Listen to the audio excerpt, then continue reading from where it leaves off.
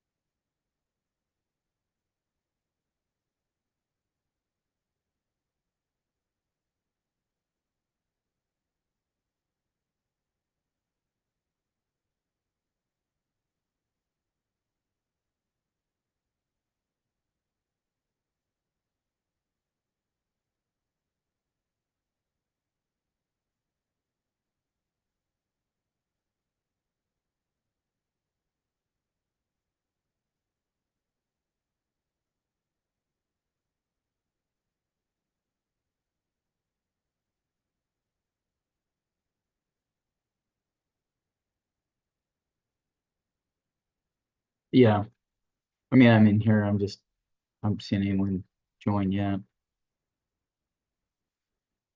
It's gonna be a little bit different because I'm not using two monitors. I'm just using one.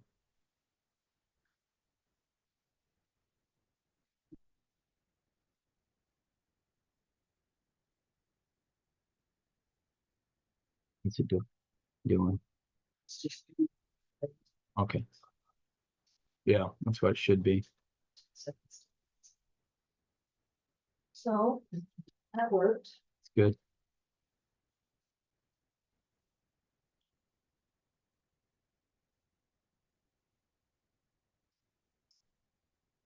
I think so.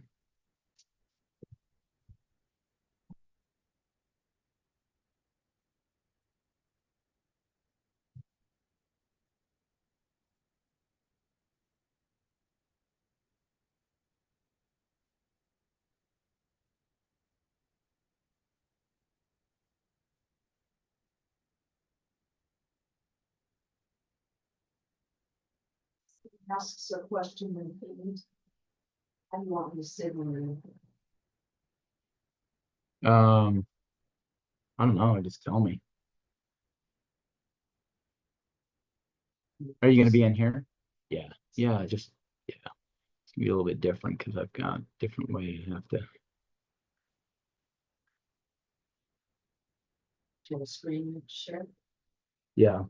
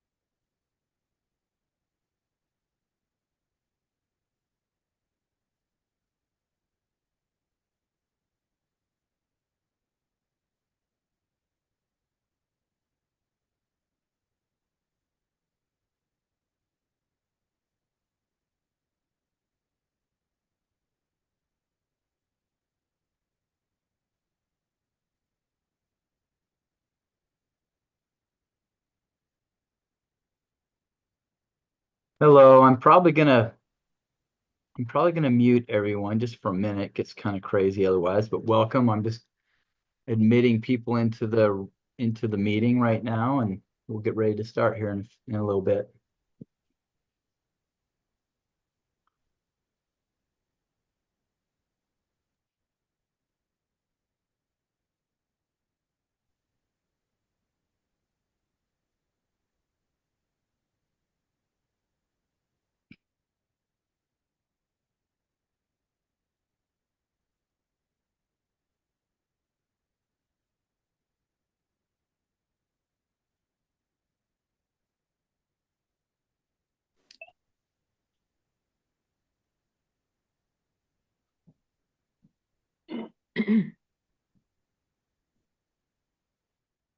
Welcome everyone that's joining.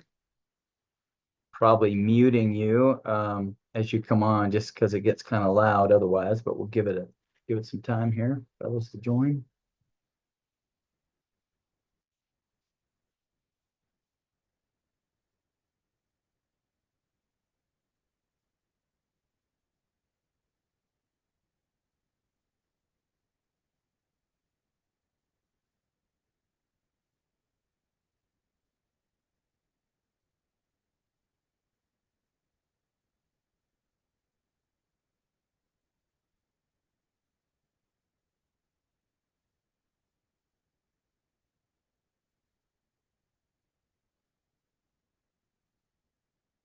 Welcome all you early arrivers.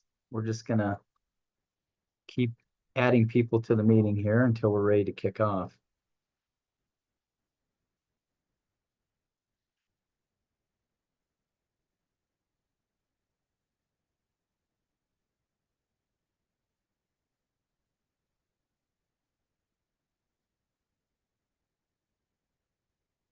For you brave souls who turn on your camera, that's awesome. It is kind of weird looking at a wall of just well, I guess when you see it from my side, just a bunch of dark screens. So Natalie, you're brave. I can see that. It's awesome. You're muted though, so I can't hear you, but if you want to take yourself off mute.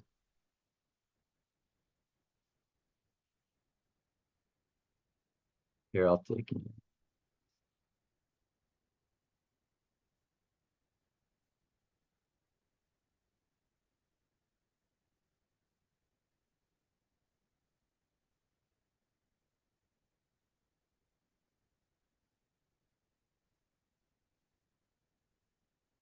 See other people joining. Thank you. We'll just keep it normally we get kind of a flood right at the top of the hour and maybe a few minutes after that. So we'll just give it a second.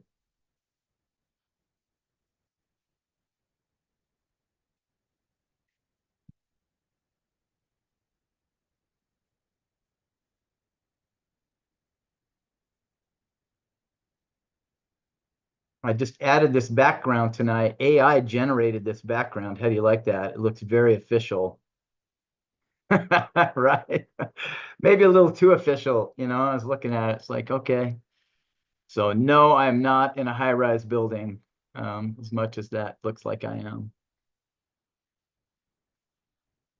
Let's keep adding people here. Got several joining here. We'll just keep oh, I see a familiar face. I see some familiar faces here, pictures.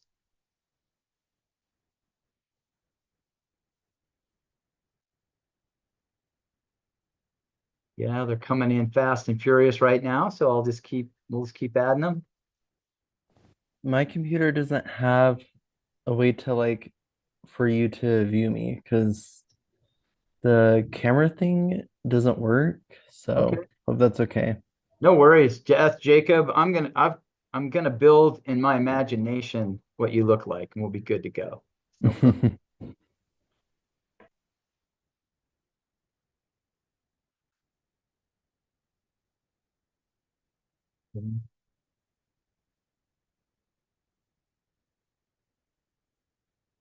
Brother Willie, it's good to see you. I recognize your face.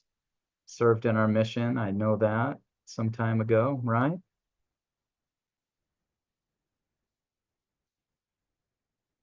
I don't know if you remember me from the mission. No, I sure remember the name. Yeah, I got released earlier in June. So Oh, did you? Okay. You'll have to send me a picture via email or something and see who you are. I might actually try to add a picture on here of me. Cool. Oh yeah, you could always do it that way too. All right. Yeah, I don't mind muting these manually. Someone's given me some good advice there, but the way I'm going to be managing this tonight, we'll try to handle it that way. Because here in a bit, we'll have, when we get more into the interactive part, I'll have you go ahead and unmute yourselves when you have a comment. So you might find your mute button just so you know where to mute and unmute. That'll help when we get to that point. I know it's a little bit different depending on what kind of phone you have and that kind of thing. We're right at the top of the hour, so it's starting to flood in, so I'm just going to give it a minute. Usually just about 5 minutes after and they come flooding in. A very hearty good evening to all of you that are joining. Really appreciate you taking the time. Once I get everyone here, I'll do a more formal introduction and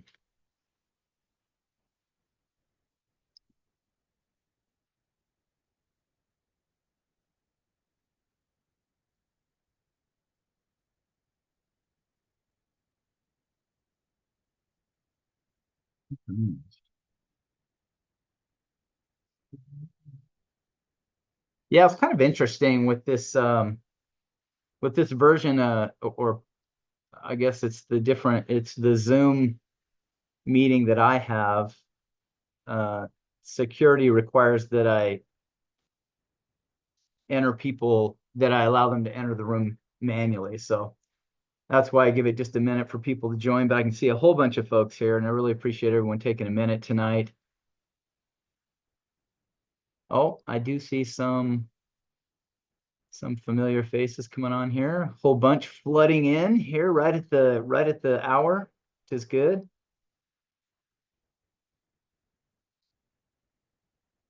I know how this goes. Some of you are, yeah, there you go.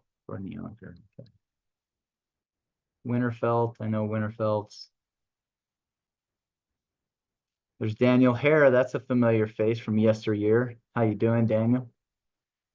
You know, it's kind of fun too, because sometimes when we speak in wards and stakes, I get to meet some of you that way. It's always kind of fun. You just, I'm going to give it maybe just another minute because I have quite a few people popping in here. Got my lovely assistant, my wife, helping me off screen here. For some reason, she doesn't. Oh, okay, there's a question. Let's see here.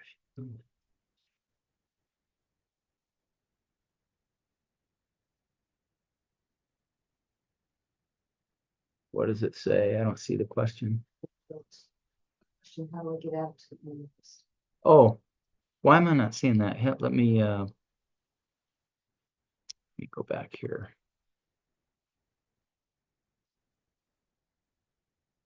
Oh, that's why.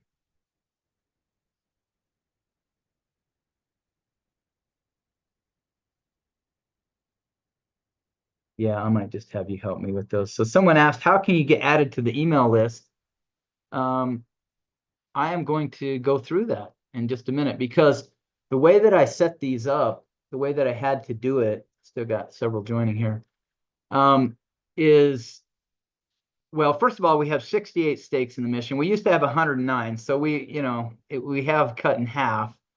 But I pulled from the church system about 3,000 email addresses. That was to cover all bishoprics and wards. And then I can get their email addresses, and then I forwarded on an email to all of them about this training. But if you serve in a different calling, like if you're serving in a elders quorum or relief society, or as a ward mission leader, I don't have any way to get your email address. So I am going to share with you a way to do that tonight. And because it's so many email addresses, I wouldn't try to handle all this in Gmail. I use a tool called Aweber, and allows me to manage thousands and thousands of email addresses.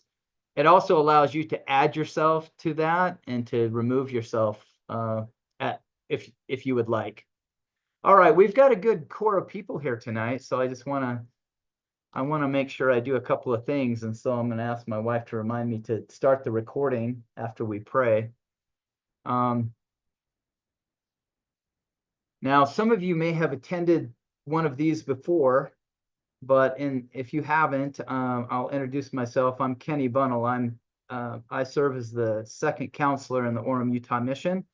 My wife and I, Tracy, served for 3 years with the Evansons, and now we've been asked to serve for another tour with the Browns, who are the new the new mission leaders for the Orem, Utah mission. Half of our mission split off and went to Saratoga Springs. Some of you may know that.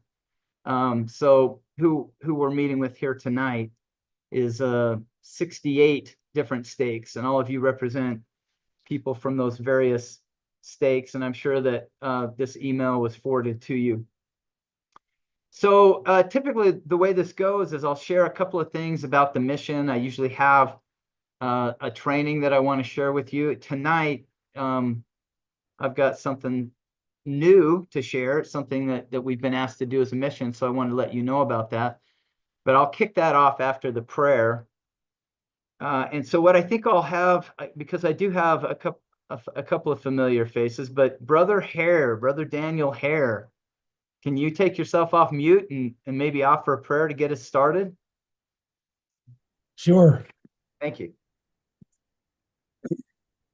Our Heavenly Father, we thank Thee for the opportunity that we have to meet in this missionary meeting. We're grateful for the opportunity that we have to serve and pray for Thy Spirit to be with us and to help us in this conversation and discussion that we have. We are grateful for the gospel and for Thy Son, Jesus Christ, and for the many blessings we enjoy and will enjoy because of Him.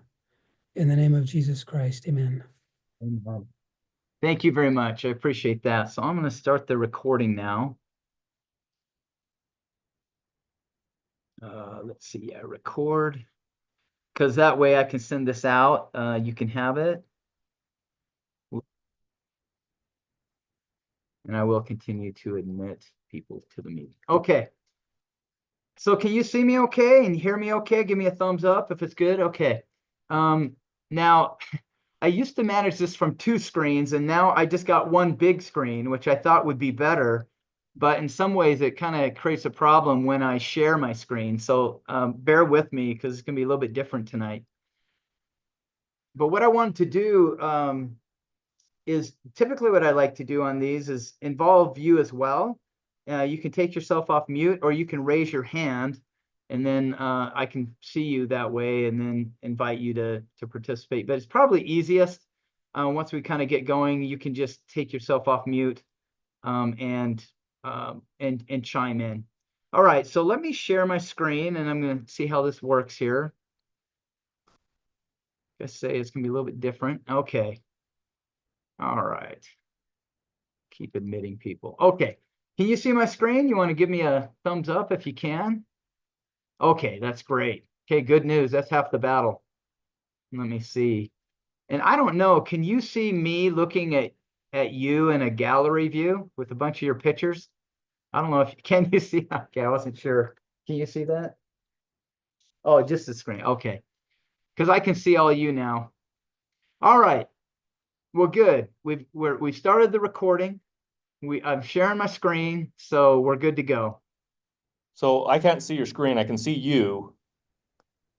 Oh, really? Interesting. You can see my screen. Huh. I can see your screen. Oh, okay. So in some cases you can see my screen, in others you can see me. I wonder if what kind of device you're on. It might impact that. But I'll keep motoring on. It looks like my wife can see the screen, and so it might be. You might want to pick if it gives you the option to show your screen. But all right. On a phone, you might have to scroll to the side to bring up the gallery and image view. Okay, there you go. Yeah, that's what you might have to do. I can see. Okay. Well, very good. It's okay. I'm going to try and explain this in a way that if you can't see the screen, and I will have a recording of this, so you can always go back and view it. And I also send the slides in a PDF form after, so you're going to have everything that you need. Okay, so I wanted to share with you something that is a little bit new in the way that we've been asked to do things by the area presidency. The area presidency oversees, is it 11 or 12 missions now?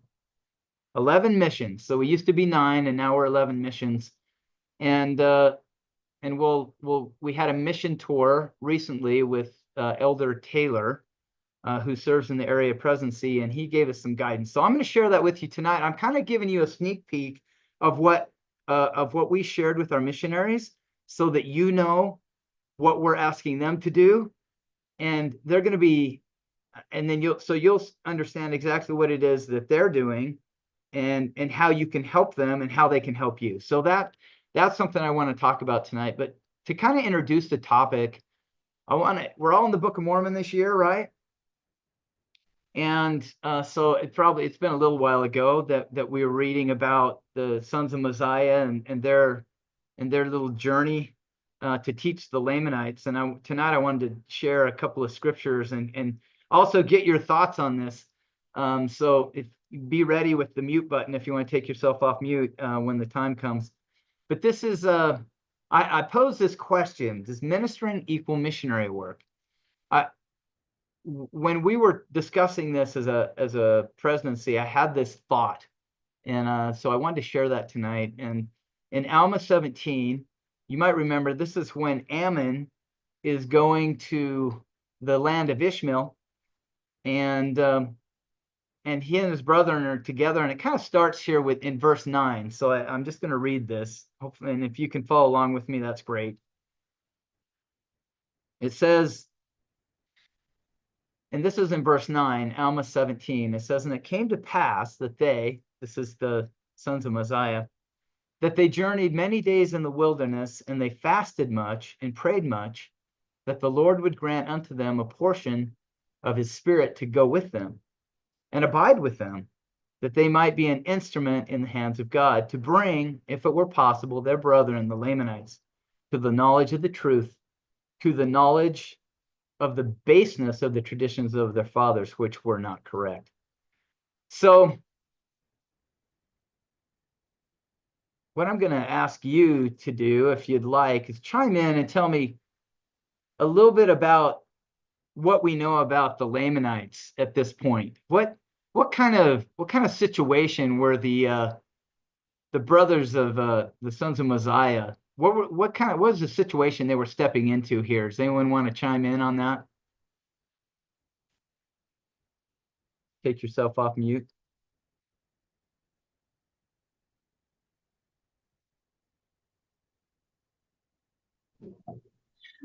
Well, they were extremely disliked, not welcome. Yeah, yeah, that's exactly right. They were going into a hostile situation, right? So I'm sure that as they were entering into this situation, they were. I'm confident that they were in fervent prayer, just as it mentioned, that they fasted much and prayed much, that the Lord would grant unto them a portion of his spirit. So yeah, they were going into a little bit of a hostile situation. What was the state of the Lamanites right now? Does anyone know? Does anyone remember kind of what was going on with them?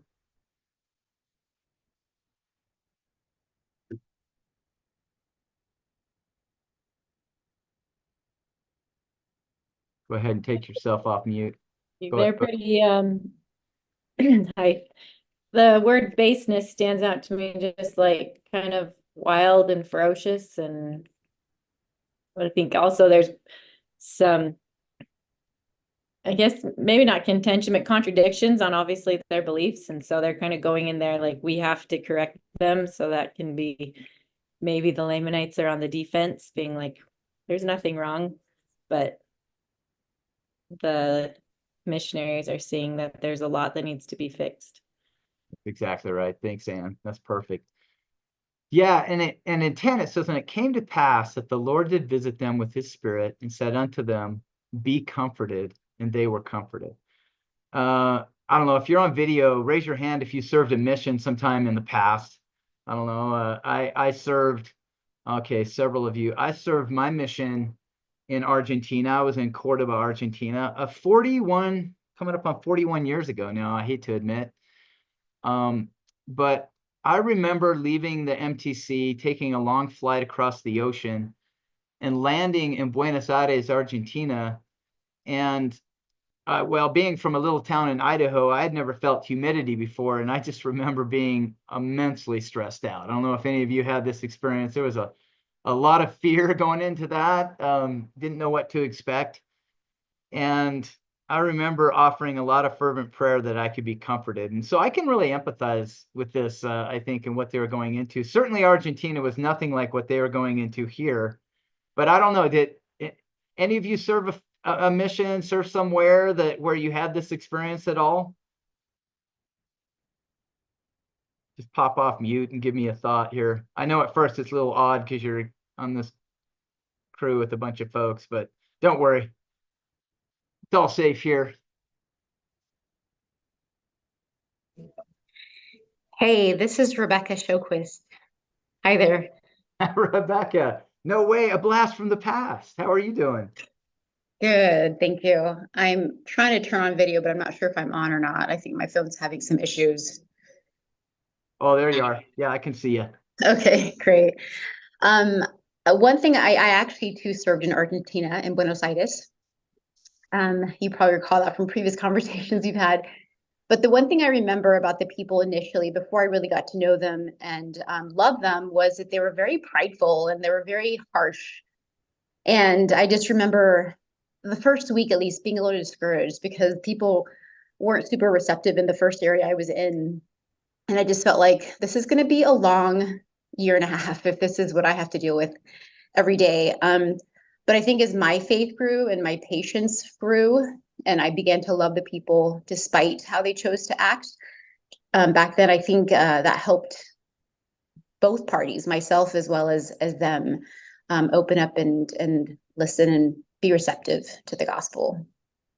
I love that. And how do you think that would apply to us in our ministry today? Does that apply at all, do you think? I mean, we're not on missions now for, well, I guess I'm serving a mission here in this capacity, but would that apply to those of us in our various and sundry positions, do you think? Or how might it?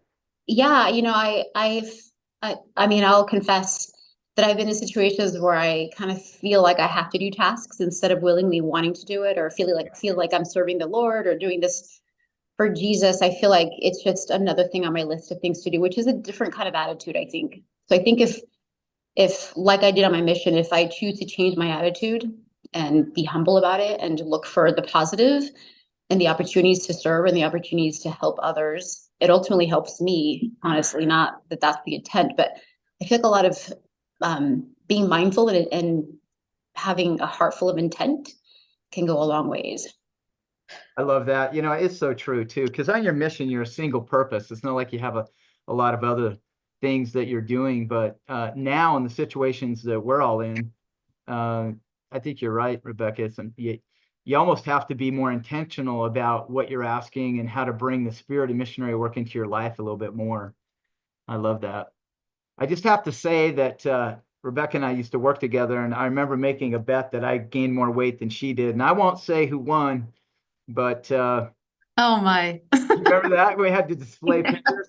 Yeah. Yeah, we know who won. Yeah, we do. We do know that. We're just going to leave that a secret. All right. Fantastic.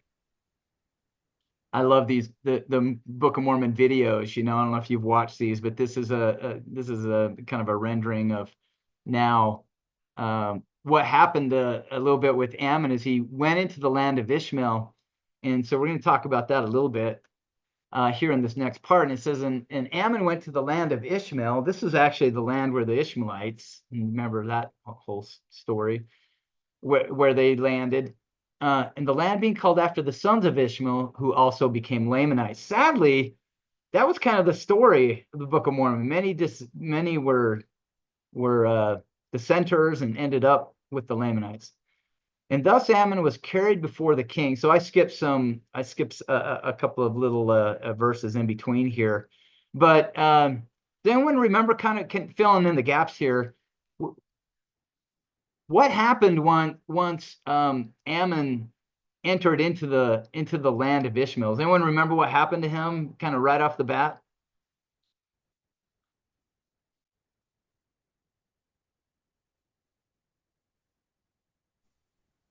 Come to it. He Yeah, was tied up and taken into prison. yeah, that was Letitia. Yeah, exactly. They bound him, and they're thinking, who's this Nephite here among us, right? So his reception was a little bit cool. And then Ammon, after he'd been in the prison for a time, it says, and thus Ammon was carried before the king, who was over the land of Ishmael, and his name was Lamoni, and he was a descendant of Ishmael. And then a little bit further on, it says, and Ammon said unto him, yea. And this is where, Rebecca, something you said, and I think this idea of desire. It said, yeah, I desire to dwell among this people for a time, yea, and perhaps until the day I die. Because there was this dialogue going on between Ammon and King Lamoni. And King Lamoni was so impressed with Ammon that he actually offered him one of his daughters.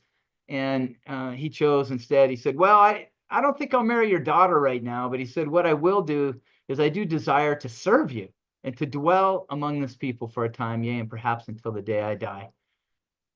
And Ammon said to him, nay, but I will be thy servant. Therefore, Ammon became a servant unto King Lamoni. Now, this is kind of interesting. I'm setting this up because you notice that when he entered the land, it wasn't as if the first thing that he did was to start teaching him. No, there was kind of some steps that happened before we even get to the point where Ammon begins to teach. And it's kind of played out here. Before he was to teach them, he felt to serve them. That was the first step that he took. Now, let me just ask you, what are your thoughts with respect to this sequence of events? And we know that Ammon becomes a great missionary, and we're going to go into that a little bit further here in a minute. But I want to get your thoughts and ideas around this idea of a desire to serve, and how might that help us in our missionary efforts? What are your thoughts? How might that prepare us? How does that position us, maybe? I found that sometimes focusing on the serving first, one, lets them know that you care about them as a person regardless of anything else, so that they don't have to feel like they're on their guard for it, because stranger comes in and starts spouting stuff. They're like, why should I listen to you? Additionally, it's kind of a good icebreaker, in my opinion, right? Like, you worry so much about what you're going to say and how you're going to say and everything else. It's like, literally, if you just jump in and help someone, you don't have to worry so much about what you're saying. You're meeting them where they're at, what their needs are. You get to know who they are through that experience as well. So it takes the pressure off, and it shows them that they aren't just a project to you, that they are a person that you care about getting to know who they are and where they're at. It's so true. That was Camille, right? I think you've landed on the exact thing that we've felt to emphasize with our missionaries, that so often, and raise your hand if this has ever happened to you. And it's not bad if it, but just tell me if this has ever happened to you where the missionaries asked to come visit you. I'm talking about the missionaries here in our mission, or maybe it could be somewhere else. And they come to visit with you, and they share a little message, and then they ask, do you have any referrals that you could share? Has that ever happened to you? Yeah, I didn't see a raised hand. Camille raised her hand. Anyone else? Has that ever happened to you? Yeah, I can see that, Robert. Yeah, Benjamin. I can see several raising your hand. Well, and the feeling that the area of presidency has had is that perhaps that might be getting the cart before the horse a little bit. Maybe it's a bridge too far. Now, in some cases, you may be in a situation where you have a referral or someone that you would like to share with the missionaries. But oftentimes, as Camille said, I think it's good to kind of come to know each other a little bit, come to understand each other a little bit. One of the things that we've asked our missionaries to do, and we're going to go into this in a little bit more detail, is to, rather than right off the bat come into your home and ask you for a reference, we're asking instead that they get to know you, that they help you in ministering, and help you and link arms with you in ministering in your wards and in your families and wherever you might feel the need. We just feel like that this is going to help our missionaries bridge that gap a little bit better. And maybe we can talk about some ways that can happen. But if I may add one thing. Please do. Yeah. When I was in my mission, that was that was a point that they kind of stressed with us, is that when we're asking for referrals, we're asking for often friends and family that these people are very close to. Yeah. And they want to be able to trust us as missionaries, that the missionaries are going to love them as much as we love them, that they're not going to, be abrasive or pushy or anything else. And so that's where kind of that building that relationship between the members and the missionaries allows that trust to build, and says, you know what, I've gotten to know you. I can feel that you have the testimony of this gospel, and your goal here really is to help this person, not to meet a quota or a number or whatever else. Yeah.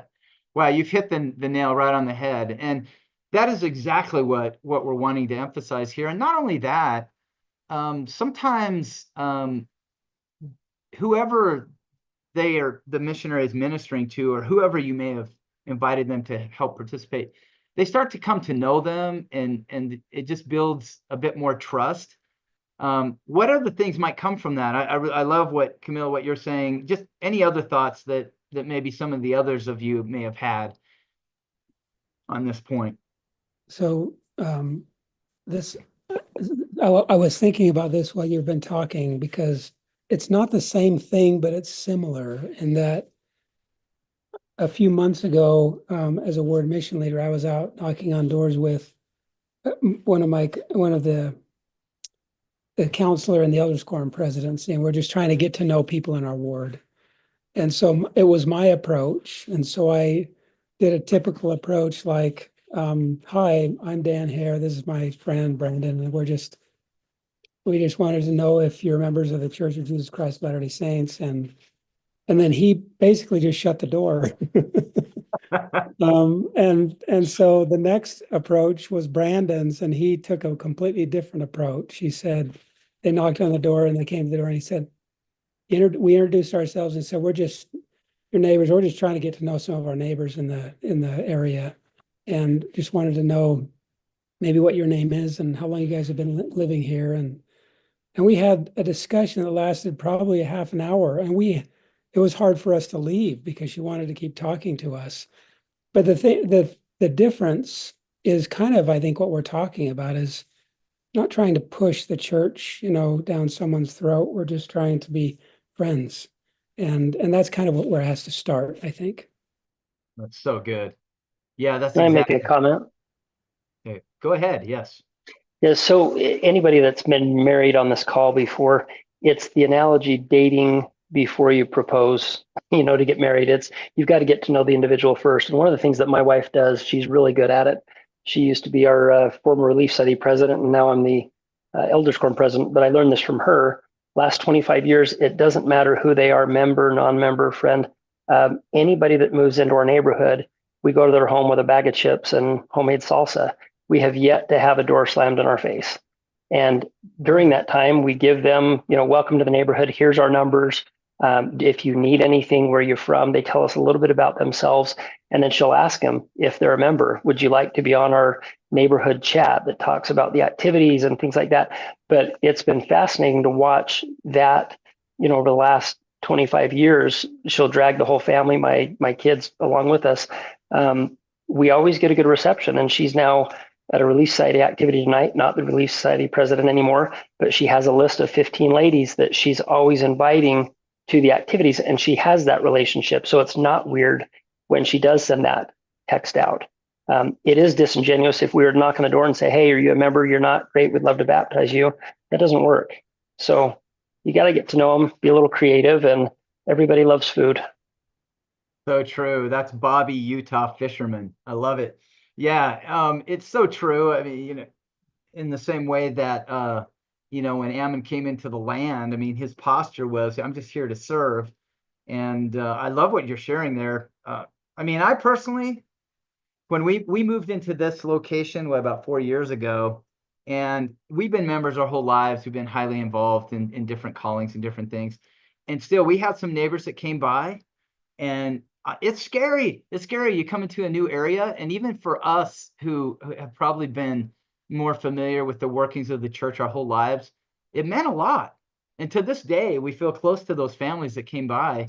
And I love the idea of salsa and chips. I mean, that's a winner. Like, no, you never go wrong with salsa and chips. Thanks for that. One more thought, one more impression that you might have had or idea on this whole idea. Yeah, go ahead. I guess what I'm hearing and what I think about this is that we need to show that we love them, and as they know that we love them and we get to know them, what happens is that softens their hearts, and it allows the place for the Spirit to be there, so that when they are being taught, the Spirit can have place, and they can feel that and be receptive. And that's what serving and getting to know them and breaking that ice does. It helps them know that they're loved, so that the Spirit can be there, and it's to soften their hearts and to be receptive when the gospel is taught to them. I love it. So that's just my thoughts as I've been listening. Thanks. That was Mary. I appreciate that. Yes. Yeah, no, you're exactly right. Remember, this was a different kind of service. I don't know that Ammon anticipated when he came here to the into the land of Ishmael that he would be protecting the flocks. And of course, I think he was uniquely prepared to do that. And we know how that story turned out. And it was pretty astonishing, right? When, and this is now in chapter 18. And you might remember that they come back and they've got they're carrying the arms. I'm sure that's quite a visual when you think about it. But they, I remember in my younger years, I was exceedingly curious to see what that would have been like. But anyway, they bring the arms, and it's pretty obvious that that something remarkable has happened. And if you recall, King Lamoni was struck a little bit. I don't know if anyone remembers. Can you remember somewhat what his reaction was to all this?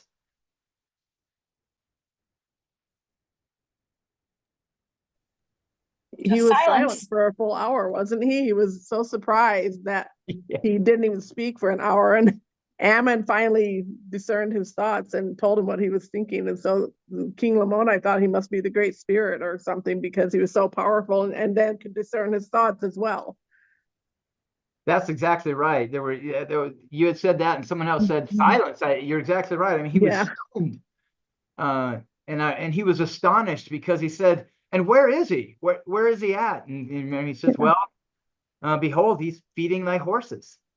And when King Lamoni heard that Ammon was preparing his horses and his chariots, he was more astonished because of the faithfulness of Ammon. And then only finally in verse 26, Ammon asked, "Believest thou that there is a great spirit?" Think of all the different things that happened. He came with a desire. If I'm going to come back up here, he had. They first of all, I'm just going to summarize this, and then any thoughts that you have, anything else that you pulled from this. But first of all, they prepared themselves with fasting and prayer, and they had asked for something very specific. And I love this, that they asked that they might be an instrument in the hands of God. And then the Lord came and he comforted them. And I've certainly had that in my life. And then further, Ammon went to the land, and that took a lot of courage. I think he was putting a lot of faith in what and in that comfort that the Lord had given them. And it helped that Mosiah had given them a blessing that they also, before they left, that they would be protected. Nonetheless, and then Ammon said, "I desire to dwell among this people. I desire to be thy servant." And I think Rebecca said this earlier on. I think we can go through the motions on this, but I think certainly it's much more powerful if we prepare ourselves through prayer, we ask the Lord if we can be an instrument in his hands, and then we have a desire to actually do the work, and then finally to serve. And then if they do that, what that led to in the case of Ammon was, well, what happened after all this? Ammon asked him, "Believest thou that there is a great spirit?" So I want to get one last thought. Kind of what happened? What's the rest of the story? What's the Paul Harvey rest of the story here for the folks that remember Paul Harvey? Any thoughts on this? What happened after this?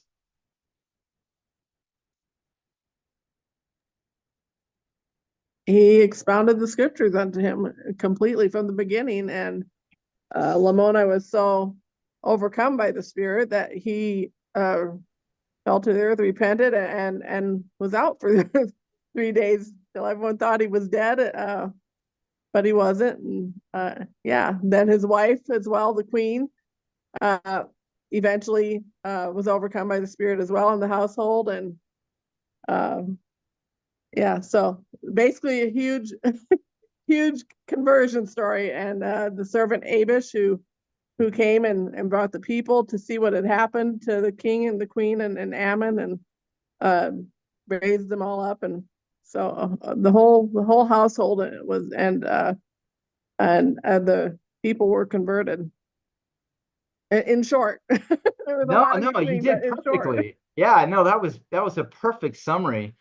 Yeah, this is one of my most powerful missionary scriptures, I think, this passage, just because I think it's a formula for how we can do this work. And it's really something that we're asking our missionaries to do. We're asking them to come to you and to the leadership of the wards and stakes, and to become ready to serve and have a desire to serve and to link arms with you, and then build this rapport such that you also, Phil, and others that are being served have the same feeling that King Lamoni did. That there was a feeling of rapport and a feeling of trust, and a feeling, and then he had a desire to learn more.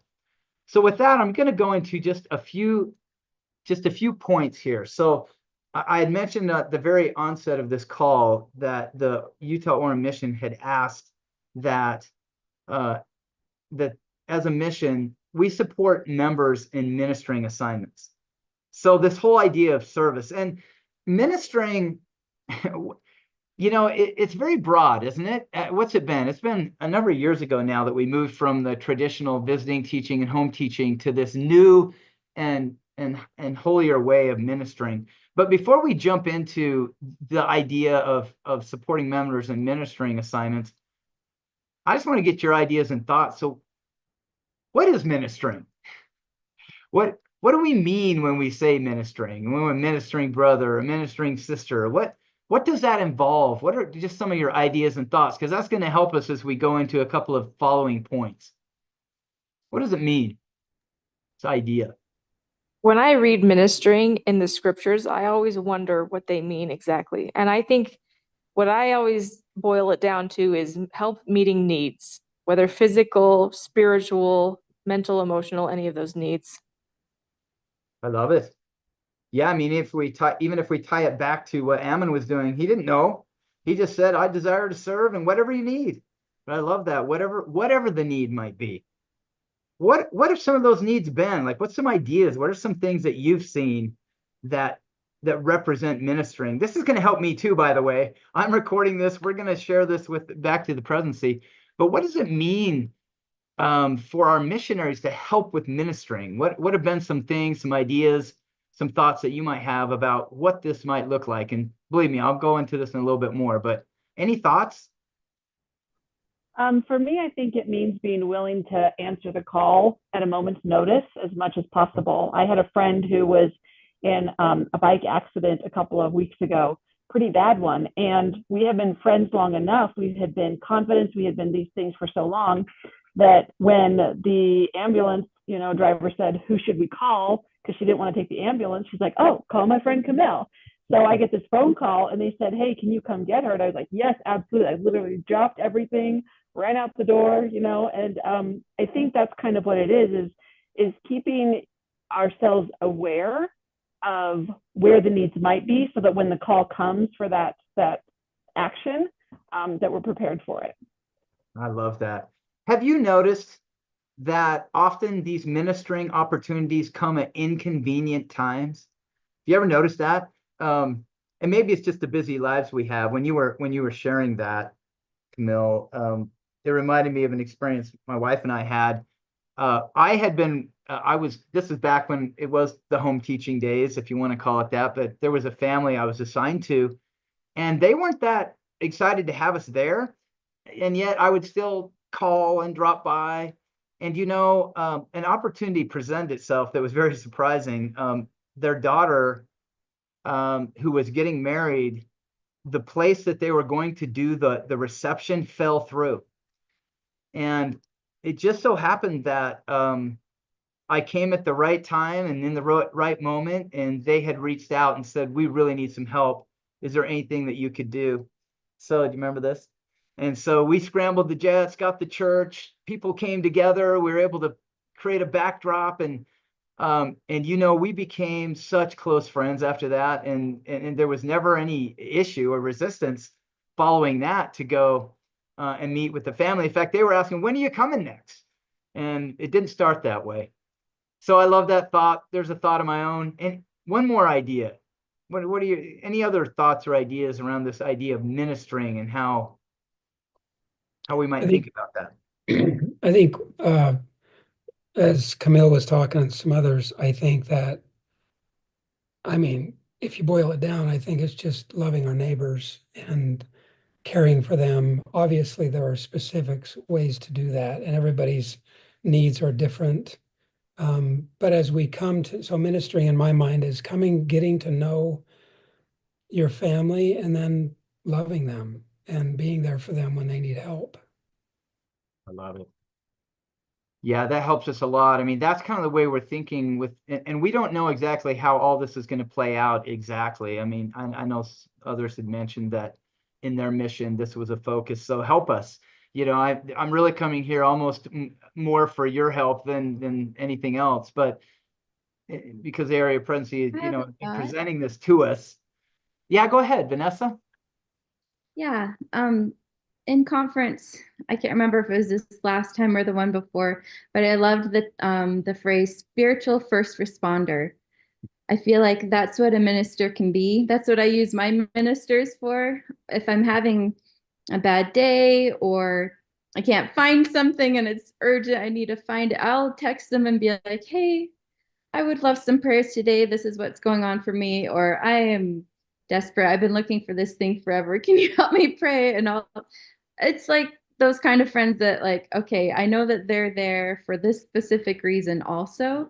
Sort of like as a missionary, you know, you're wearing the badge, you have like this extra role into built in to just go up and be bold and ask people all kinds of personal and spiritual questions. I feel like that's where my ministers are for me right now. I love it. Hey, President, I'm trying to think of like the scalability and the availability of missionaries helping us minister to those in our area. And the only thing that really comes to mind is that if we ever have like a planned something where we know we're going to be actively, you know, we've got a date and a time that we're going to do something for somebody where we're ministering, where we could reach out to the missionaries and say, hey, you know, could you come join us and help us with this? Maybe it's some level of service or something like that.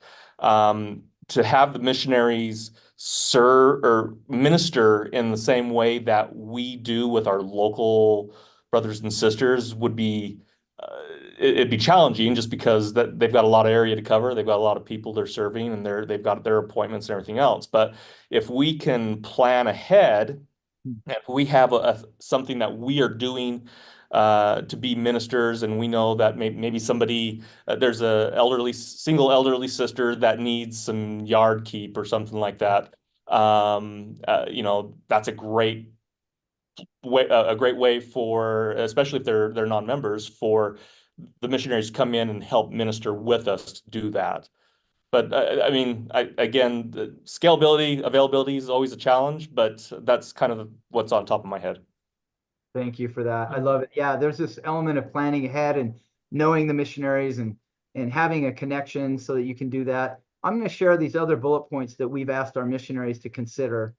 We've asked them to offer their gifts and talents in a way to uplift and strengthen them. Now, I know that in some cases, this could happen in the way of, you know, an individual, maybe they've been sick, maybe they're elderly, maybe they're lonely, maybe they've been under a particularly heavy burden of some kind, and having the missionaries come. Sometimes they'll come sing, sometimes they'll come and spend some time with them.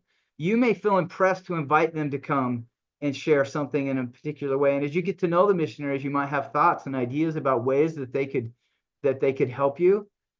And that maybe comes back to that element in Brennan, to even to what you're saying, praying, being intentional about it, but also maybe thinking about what impressions you get about how you might use the missionaries, their talents, their unique calling that they have. I mean, they're called, there's only a few, you know, as a missionary, you're on the same standing as a special witness with the apostles. And what other time are you like that in your life?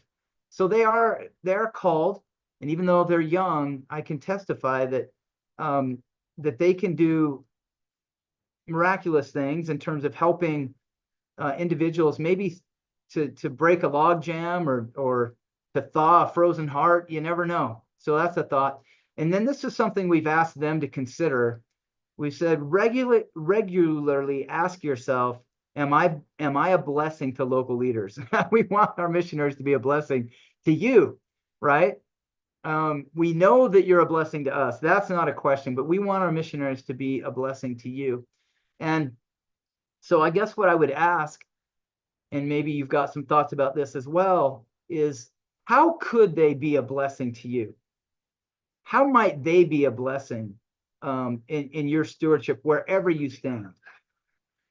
I have a thought. Yeah, go ahead, George. I've been thinking with the previous answers or questions and this one, as feedback, because we've had a lot of talk about actual experience of reaching out.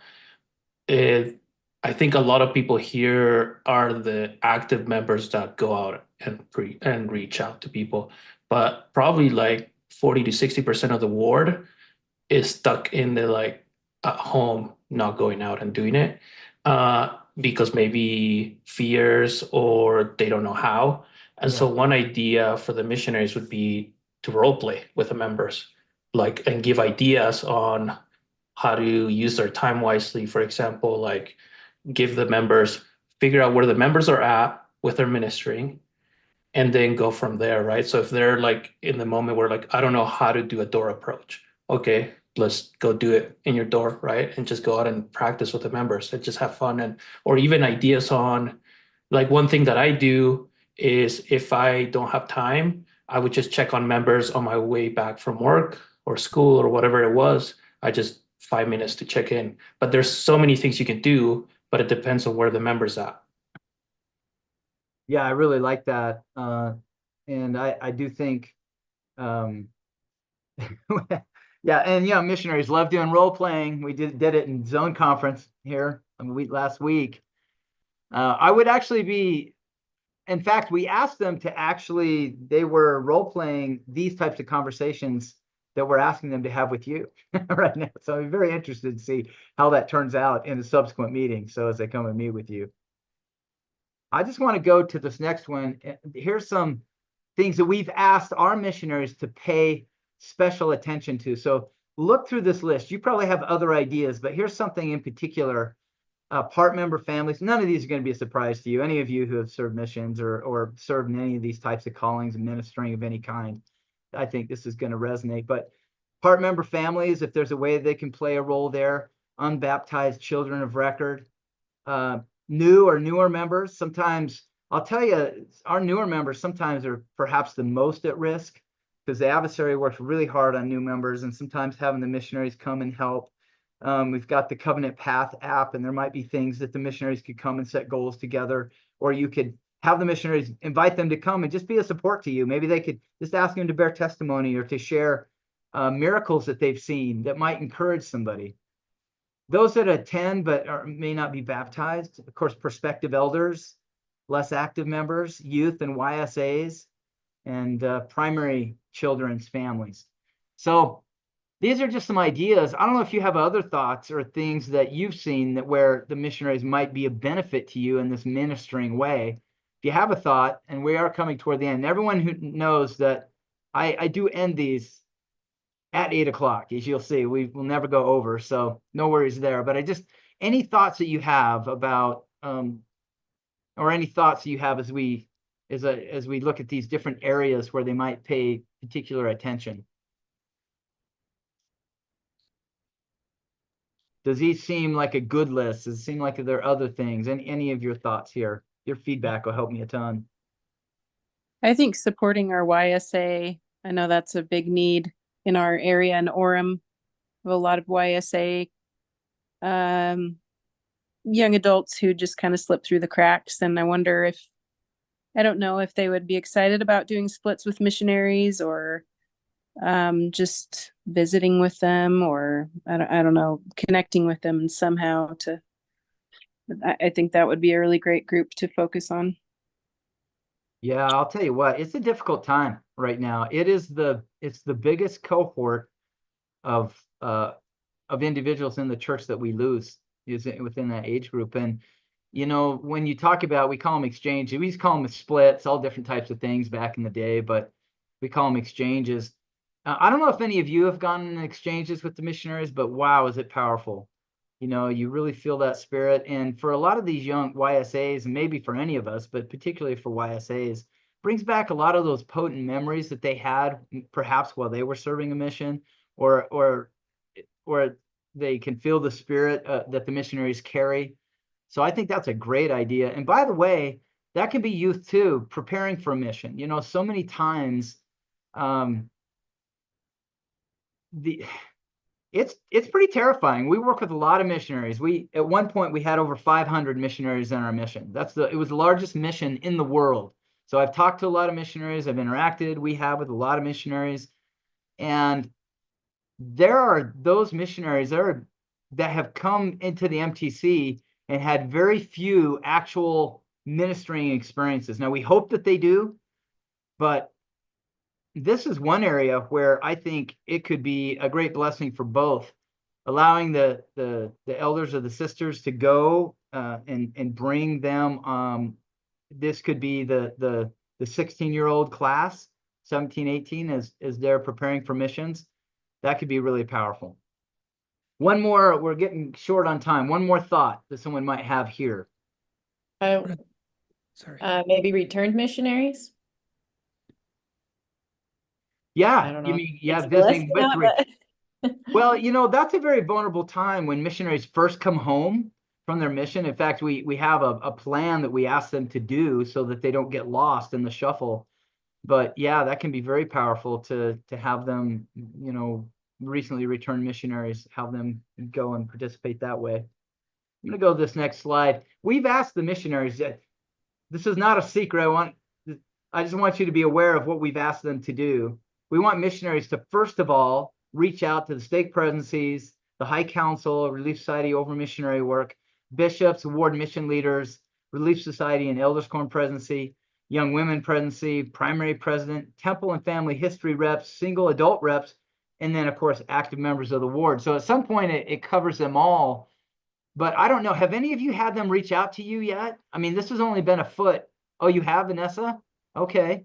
Do you mind telling me, and you have too, Daryl? Would you two mind telling me how that went and what your role is in your calling right now? Yeah, so I'm in the Relief Society presidency for our ward over missionary work, and my husband just got called as ward mission leader. And so they've come a couple different times. One, they just kind of wandered over and happened to come over. And then my husband went to go to a teaching appointment that fell through, so they came back over, but to visit with us. But yeah, I noticed like how you said they were not there immediately to ask about referrals or is there anyone you know in the area we could teach? They were definitely asking us what they could do to help serve us or know of any service opportunities that they could help with. And it was really nice. We got to know them well. I feel like you said, it is important to get a feel for even just their personalities and the people that you might have in mind, like, how is this going to go, you know? So I thought they did a great job, though. I love it. That's encouraging, actually. And I just want to say this, and then Daniel or Daryl, it was Daryl, I'll have you jump in and share yours. But these are young people. They're called, they carry a special spirit, but the linking of arms, sometimes we could greatly benefit from you being a mentor. You know what I'm saying? I mean, at Zone Conference, I mean, I love them. And sometimes, you know, I'm there and I'm like, yeah, these are young people. You know, these are young. So this is a two-way street. How can they help? And then also you may have things and impressions and thoughts that you can share with them to also help them be more effective in their ministry. So I just want to make sure I put that on the table. Daryl, how are you serving? And if you wouldn't mind quickly just sharing what your experience was. You have to take yourself off mute.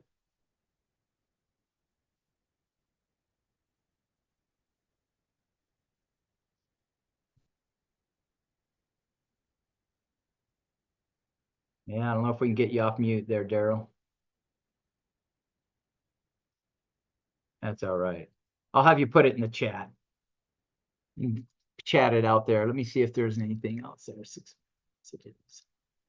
I'll say something. I'm in the Relief Society presidency just recently over the missionary work, and I've just been getting the emails that the stake High Council forwards, and I'm just really impressed with the layout of those emails. Like, just everyone is like, we want to be helping you. We want to be teaching. We want you to come out with us and update on everyone who they're working with and different. I just think, I don't know if it's a new initiative, but it just seems like they're working really hard and they're very clear and specific on their goals and wanting to be involved. And so that has been inviting to me to be like, they're really invested Great. in our stake and their goals and their people that they're working with. So I think the email that we get, even though I haven't been working with them directly, I think it speaks volumes for what being able to see the overall vision. For that. And no, thanks for that feedback. That's actually very helpful. And when we meet next month, I'll love to get even more feedback on it. We're going to do a little bit deeper dive here. And this helps us immensely. So appreciate your feedback and your help. I'm just going to fly by this last one where there are different types of invitations that we're asking them to consider with less active, and leadership. And so you can see these, everything from read and study and pray and attend church with them, if that makes sense. Attend events, someone had mentioned early on. Maybe focus on the next ordinance if you know if someone's, preparing for that. And I'm going to go into these next areas in more depth next time, but you can kind of see some of the things we're asking them to consider as they work with you in ministering.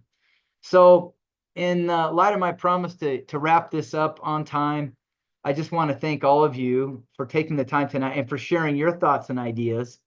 And it means a lot to us. And I felt the Spirit tonight, and I've had some impressions and some guidance, and I hope you have too. I just want to end with my testimony. I love this work. It's truly a delight to work in this work. I can tell you this, and I mean this, I've seen it over and over again as we're able to see the miracles as they unfold on a daily basis. People are in a crisis in these days in a lot of ways. Even people that surround us that appear to be active in their faith, we're learning more and more that the people, they feel alone, they need nourishment.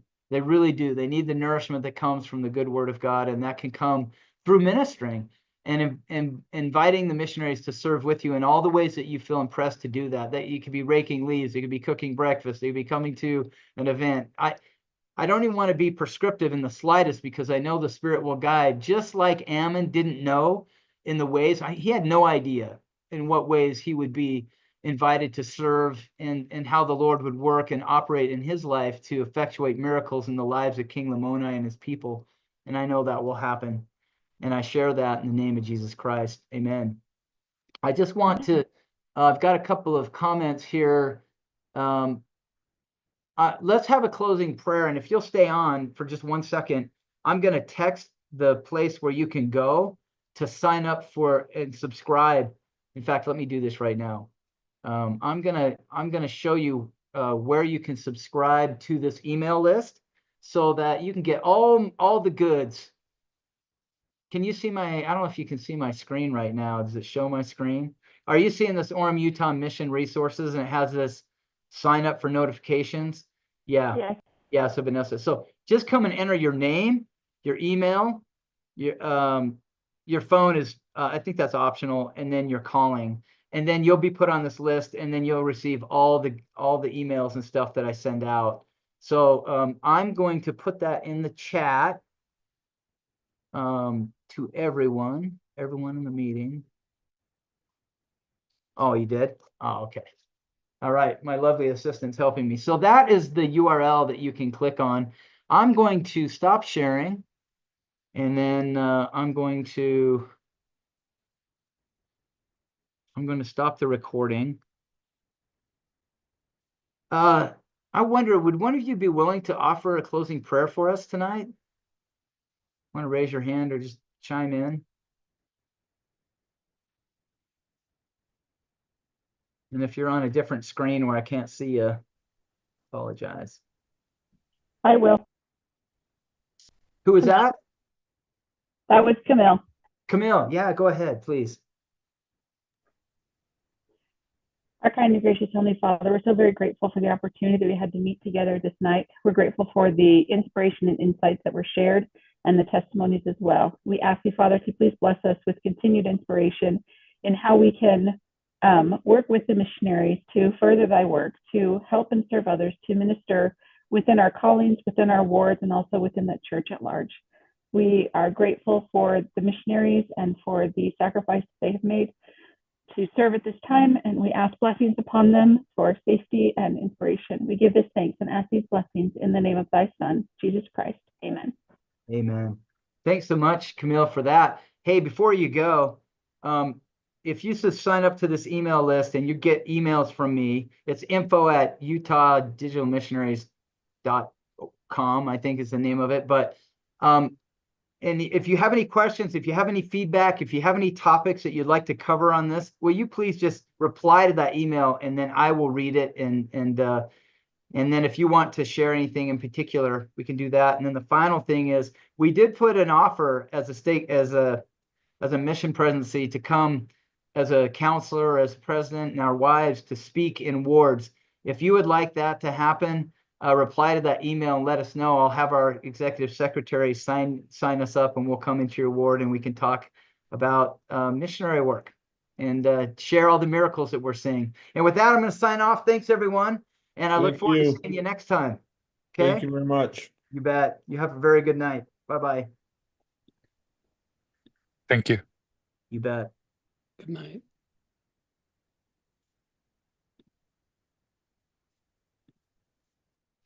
Thanks, Kenny. You bet. Hey, see you later, Rebecca. Bye.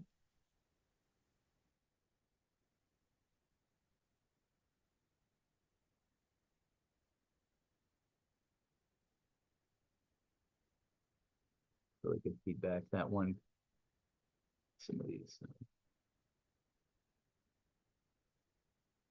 want to save the chat.